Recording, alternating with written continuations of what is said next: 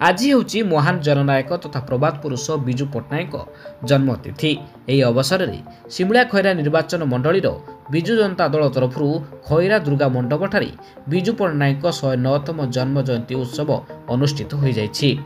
एथिरे सिमुला खैरा निर्वाचन मंडल पूर्वतन विधायक तथा जिला सभापति ज्योति प्रकाश पाणिग्राही विजु बाबू प्रतिमूर्ति में माल्यार्पण करथिले। परे एक सभार आयोजन करा जायथिला। एथिरे पूर्वतन विधायक श्री पाणिग्राही सरकार एभली निंदा करने सह प्रबाद पुरुषों प्रति होइतिबा अन्याय को नहीं बीजेपी सरकार उपरे बर्षिथिले।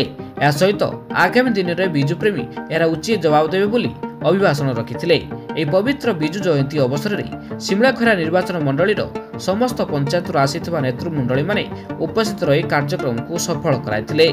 तो ये विजु जनता दल तरफ ये कार्यक्रम सब बेले आयोजन करा जाए। तेणु ये खाली निर्वाचन मंडल में सारा ओडिशा रे आम निर्वाचन मंडल में आज विजु जयंती करागला। सिमुलिया रे मध्य महिला दिवस करा जिवो एवं विजु बाबू को प्रति जो असम्मान होती ताकू मध्य विरोध करा जिवार बहुत शीघ्र योजना होची।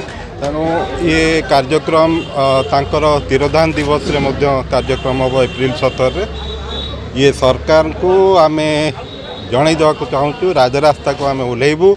एभली पुरुष जी प्रबाद पुरुष थिले तांको जो अपमानित करा जायछि ता जनसाधारण ग्रहण करिवे नाही।